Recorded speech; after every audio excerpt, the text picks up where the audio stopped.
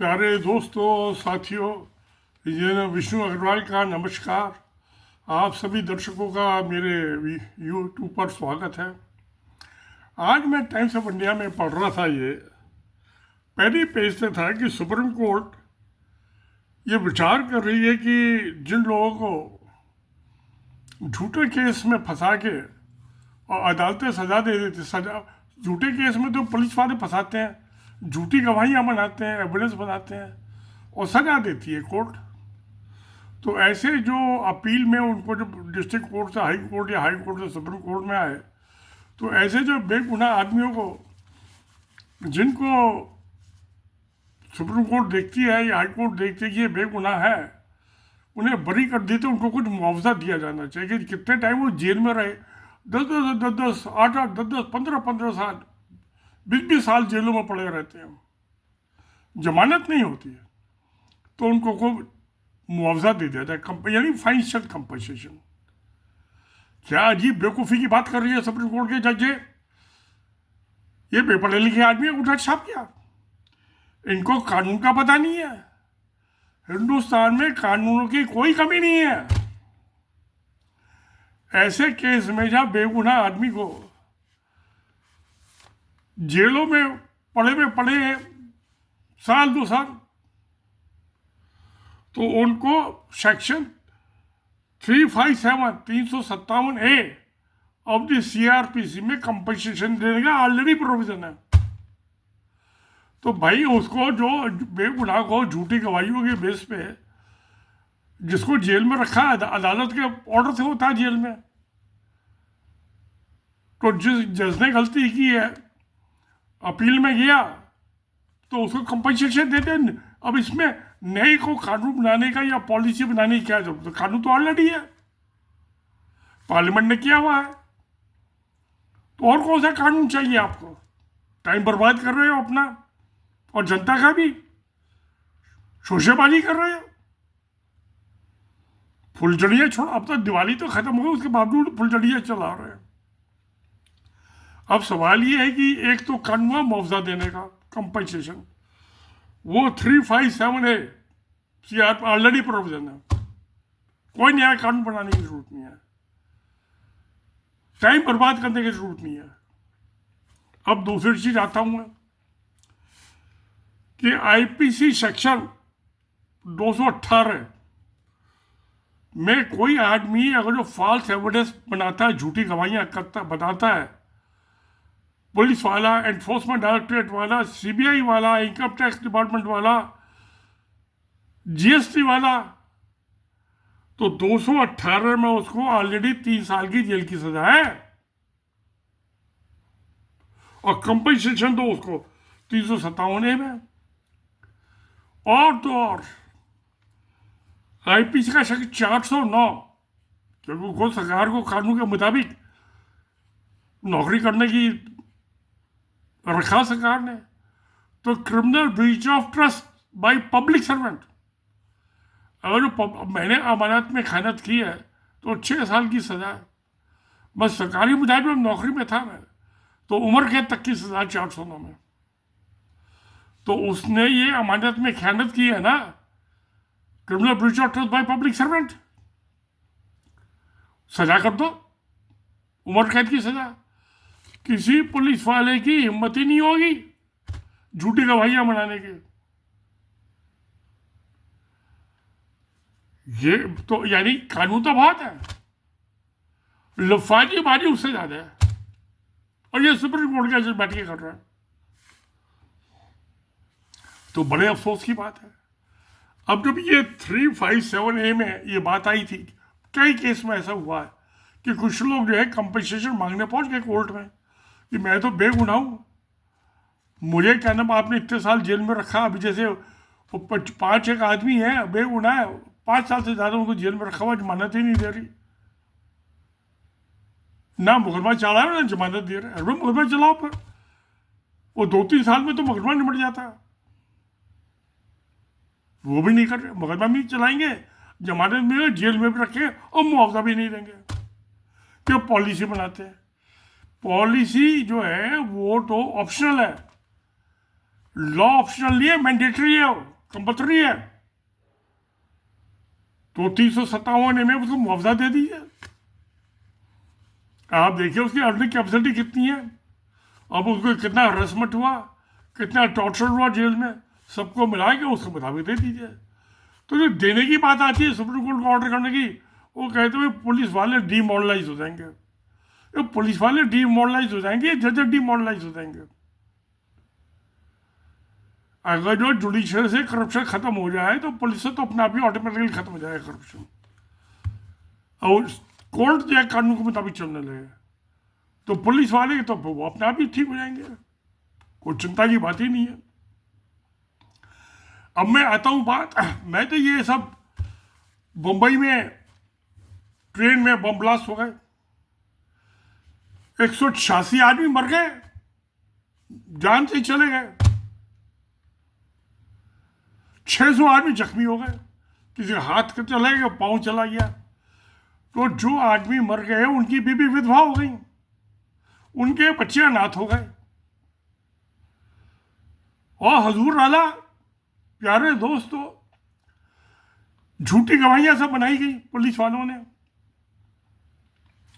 वो bomb blast तो ज्यादा मेरा अंदाजा आरएसएस वालों ने किया था, पकड़ लिया मुसलमान 12-13, उसमें से 2 तो मुकदमा चलते चलते मर गए। 19 साल के बाद मुंबई हाई कोर्ट कहती है तो सारे झूठे गवाह,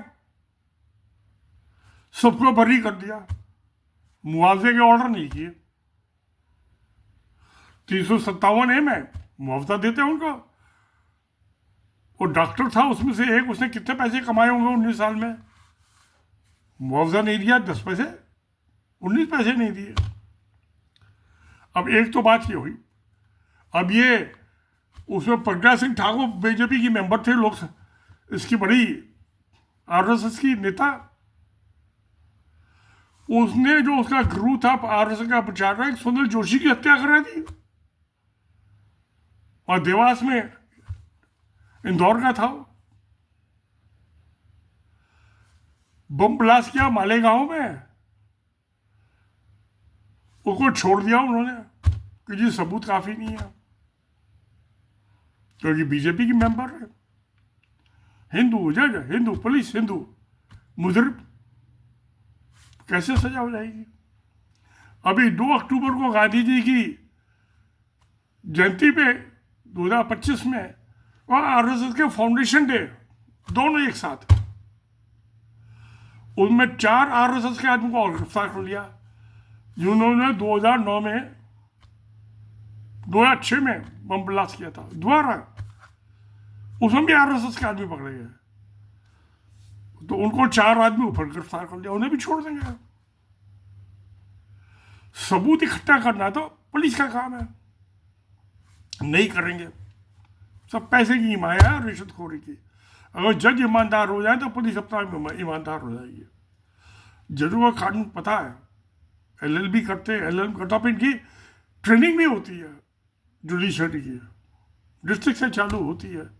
हाई कोर्ट और सुप्रीम कोर्ट में तो इनको लोगों को ट्रेनिंग नहीं देता है ही नहीं है। तो ये तो जैसे अकल से अंधे वैसे रहते हैं आखिर तक, चाहे हाई कोर्ट में बैठे चाहे सुप्रीम कोर्ट। सुपीरियर जुडिशरी का तो सबसे ज़्यादा बुरा हाल है। अब मैं एक और बात कहता हूँ भाई, आपने, जज ने कहा कि, कोर्ट ने कहा, जज ही कहता है, कोर्ट क्या कहती है, कोर्ट तो बहरी गूंगी है, कहते हैं कि कोर्ट ने ऑर्डर किया, मान लेते हैं, चलिए आप भी मान लीजिए, मैं भी मान लेता हूँ प्यारे दोस्तों, मानने में क्या नुकसान है, कोई नुकसान नहीं है कि भाई इसके खिलाफ मुजरिम के इसको सजा दी है, सबूत नहीं है या काफ़ी सबूत नहीं है, पर्याप्त इनएडिक्वेट सबूत है, एविडेंस है, तो भाई उसको तो बरी कर दिया आपने, अच्छा किया। भाई जितने साल जेल में रखो, मुआवजा दो, कंपनसेशन दो 357A में, नंबर 1 बात। Number 2, 173 subsection 8 of the CRPC, उसमें पुलिस को ऑर्डर करो फर्दर इन्वेस्टिगेशन के, वो नहीं करते। तो पैसा तो कुछ जेब पुलिस वालों ने जेब में डाला, कुछ जज ने डाला, हो गया दोनों का काम। अगर जो 173 सबसेक्शन 8 में CRPC के कोर्ट ऑर्डर करने लगे तो पुलिस वाले कहेंगे केस तो खत्म हुआ ही नहीं, मैं अब इसी केस की मैं इंक्वायरी करता रहा हूँ, सारी जिंदगी बिता दूँ। अब इसमें अब जुर्म कहाँ से बढ़ गया ना, 19 साल में सबूत भी मिट गए। तो रेल के डिब्बे में जिनमें बम रखे थे वो भी कबाड़ी के बाद चले गए होंगे, बिक गए होंगे। तो सबूत कहां से लाओ? तो 173 सबसेक्शन 8 ऑफ द CRPC, जब आप देखते हैं कि इसने गलत मुजरिम को पकड़ा है, इसके खिलाफ सबूत नहीं है, तो फर्दर इन्वेस्टिगेशन ऑर्डर कीजिए। और साथ साथ उसके 218 और 409 IPC में उसके प्रोसिक्यूशन ऑर्डर कीजिए, पुलिस वाले के, इन्वेस्टिगेशन ऑफिसर के और उसके सुपरवाइजिंग ऑफिसर के। तो फिर किसी को कंपनसेशन कर देने की जरूरत ही नहीं पड़ेगी, पुलिस वालों को हिम्मत नहीं होगी छूटी गवाहियां बनाने की। 218 में पकड़ लो उसे, गिरफ्तार कर लो उसे, ठू दो जेल में 30 साल के लिए। तो कानून तो बहुत है। मैं तो इंजीनियर हूँ, सिविल इंजीनियर, मैं तो कभी लॉ की क्लास अटेंड नहीं की। हाँ, मैं कॉन्स्टिट्यूशन ऑफ इंडिया ले आया था 8.5 रुपये का 1983 में, वो पब्लिकेशन हुई ना दिल्ली मोटरसाइकिल के पीछे, सरकारी पब्लिकेशन है वो, मैं सारी किताब वहीं से परचेज करता हूँ। फिर उस टाइम 8.5 रुपये का मैंने 2000 में फिर मंगवाया और 200 रुपये का मिला। बड़ी महंगाई बढ़ा दी किताबों की कीमत है। अब मैं पैसे कहाँ से किताब परचेज करूँ? खैर,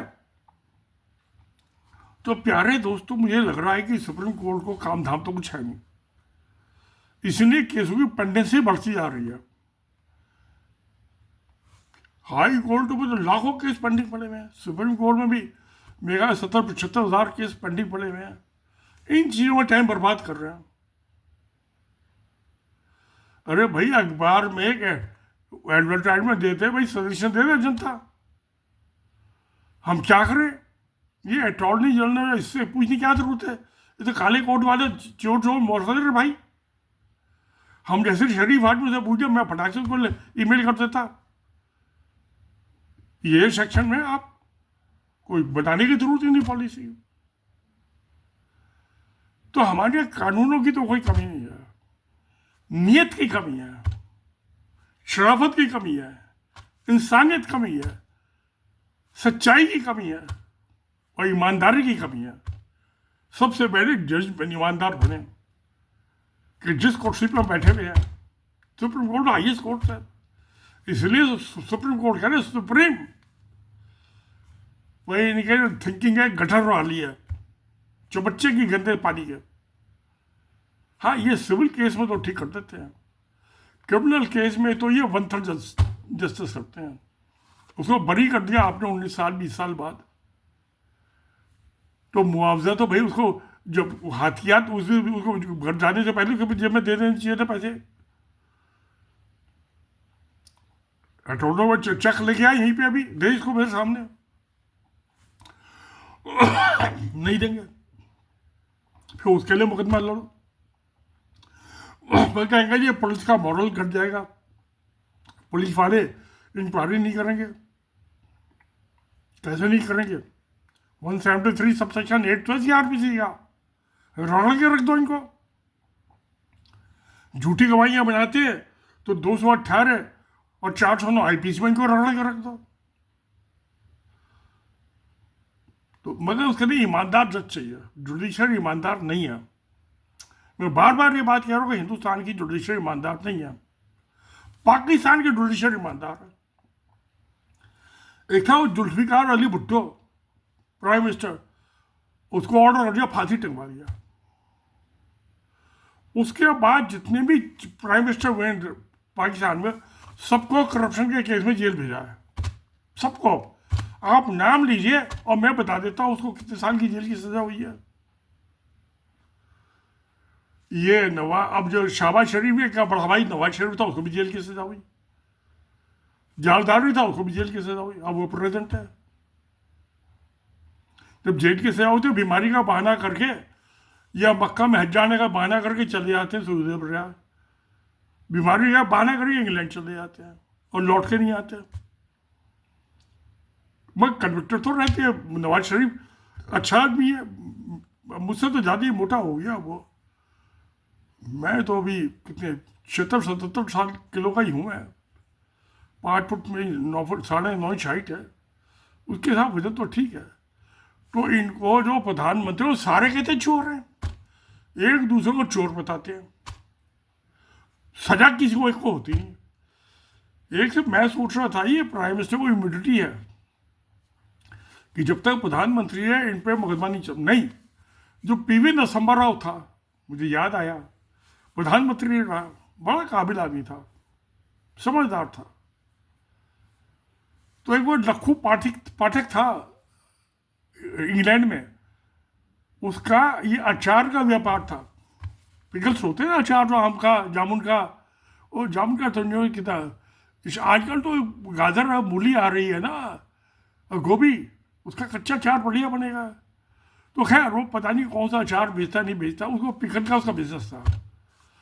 तो उस बिजनेस को वो इंग्लैंड से इंडिया में फैलाना चाहता था, मैं इंडिया में भी बेच लूँ। तो उसको कहता था कि मैंने 1 करोड़ रुपया दिया नरसिम्हा राव को, इंग्लैंड में इसके होटल में। अब प्यारे दोस्तों, मैं तो बहुत बाद में गया था नरसिम्हा राव के मरने के बाद इंग्लैंड, 2019 में। वो तो प्राइम मिनिस्टर बहुत पहले बना था, 2000 में बना था शायद। तो मुझे तो पता नहीं किस होटल में दिया था। अब भाई 1 करोड़ रुपया, उसका कितना वजन होगा प्यारे दोस्तों।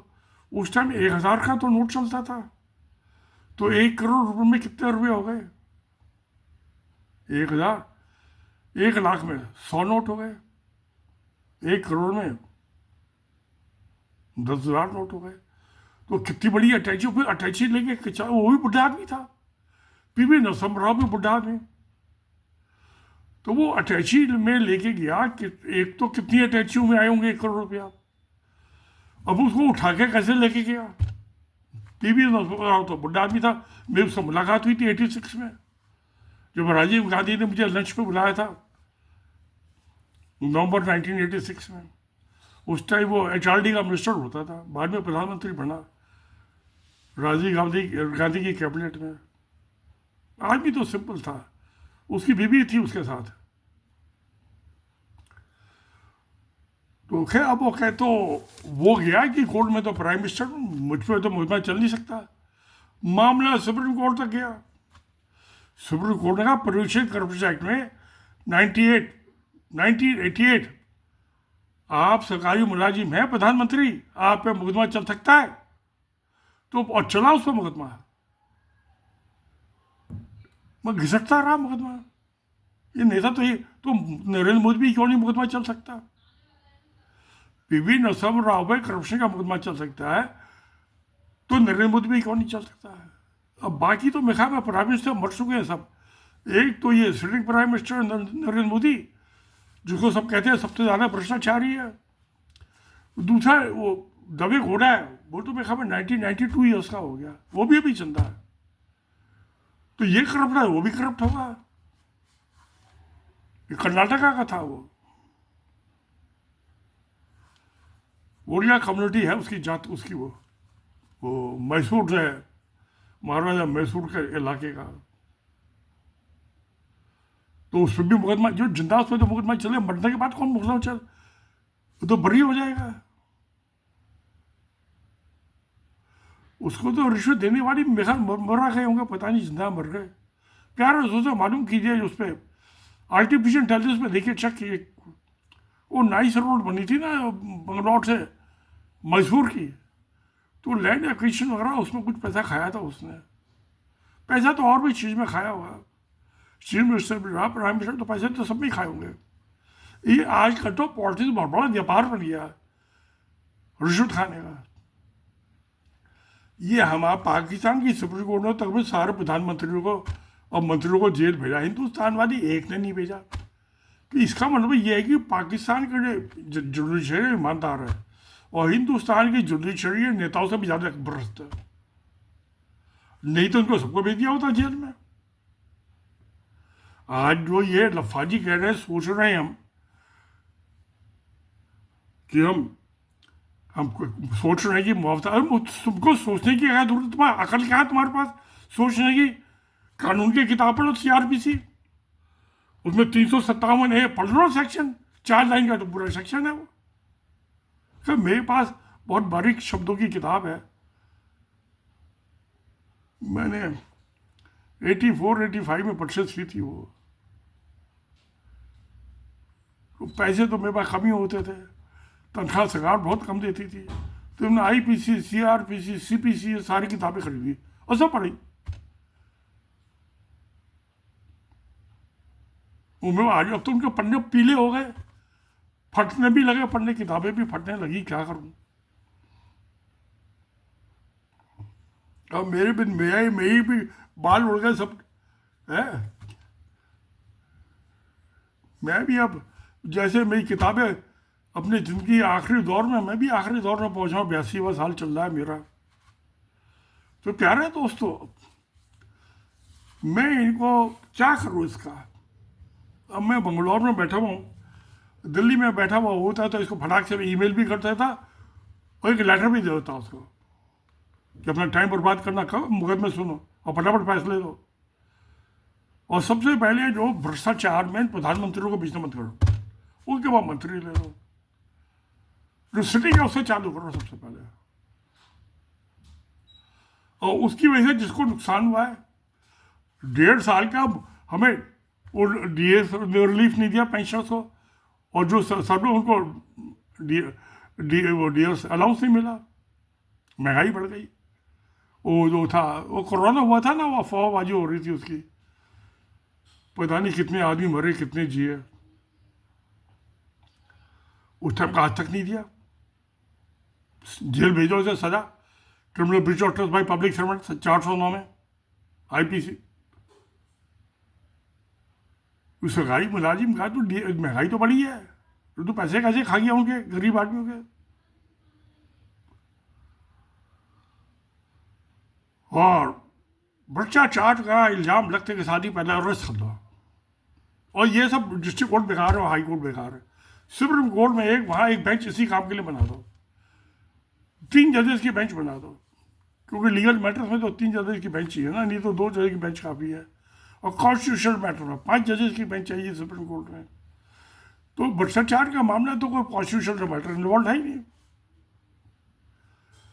तो पहले उसको पकड़ के बंद कर दो, ये सबूत तो बाद में देखे जाएंगे। सबको पता है इलेक्शन में पैसा कहाँ से आता है, ये भ्रष्टाचार का ही तो पैसा है। जो RSS ने 12 मंजिल के 3 टावर बना दिए दिल्ली में, और सरकारी जमीन के ऊपर वक्फ बोर्ड की, और 3 टावर बना दिए नागपुर में, 600 जगह 10-10 करोड़ के बना दिए, 5 स्टार टाइप होटल, सब सरकारी जमीन पे। पकड़ो सबको, सबूत है इसमें, सबूत इकट्ठा क्या, बताओ तुम्हें जमीन कहाँ से आई। ये तो ईदगाह की जमीन है दिल्ली वाली, तो वो छगड़े ट्रक जो कबाड़ खड़ा रहता था, वो पड़ा रहता था मोटर व्हीकल्स का, ट्रकों का ट्रक, उस पर कब्जा कर लिया। वक्फ बोर्ड की जमीन है वो, ईदगाह की। वो ईदगाह मुगलों के जमाने की, आज की नहीं है वो। ईदगाह हमेशा शहर से बाहर बनाई जाती है।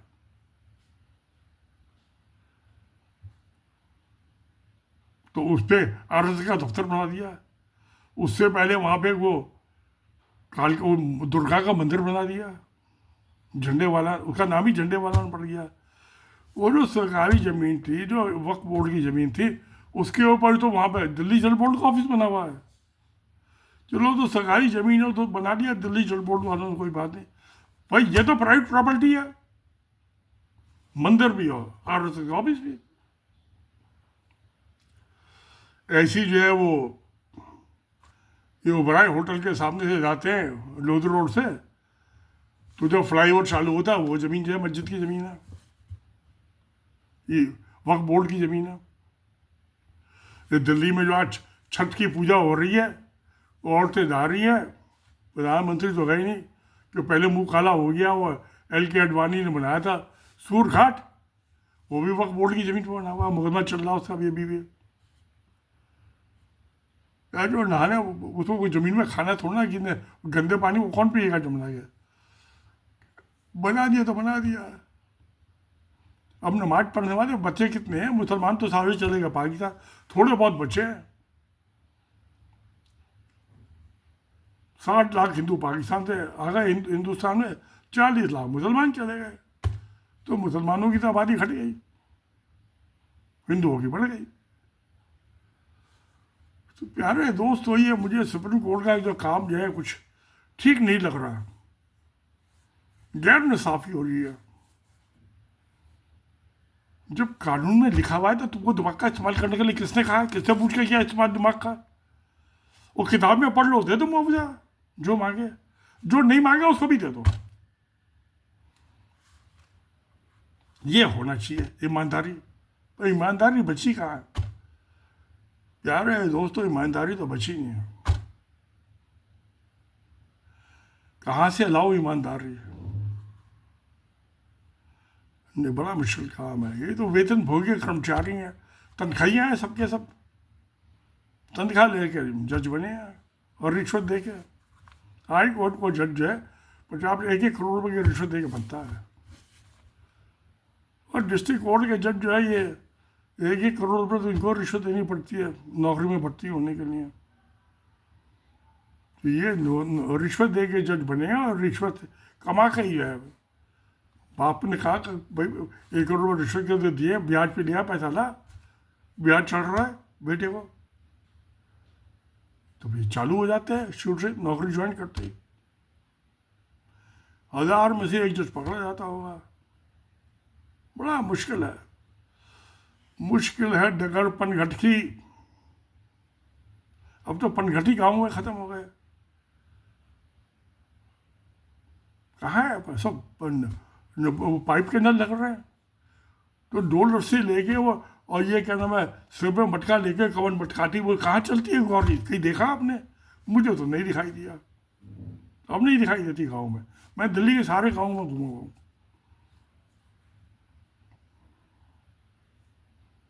तो जब नौकरी में था सब गांव में घूमा, 409 गांव है दिल्ली में, अर्बन और रूरल दोनों। बड़ा मुश्किल है। अब तो पनघट तो ख़त्म ही हो गए, तो उसका रास्ता क्या ढूंढना? घर में नल लगा हुआ है, बकेट लगा हुआ है, जितना चाहो उतना पानी ले लो, तो कमर मटकाने की ज़रूरत भी नहीं पड़ती अब औरतों को कुएं से पानी लाने से, पनघट से। तो अब तो वो पनघट से ज़्यादा तो ये जुडिशरी में परेशानी हो गई, यहाँ इंसाफ नहीं मिल रहा। इनको इंसाफ की अकल ही नहीं बची है, अकल से अंधे हो गए जज। ये अखबार वाले भी बेवकूफ़े छाप दिया,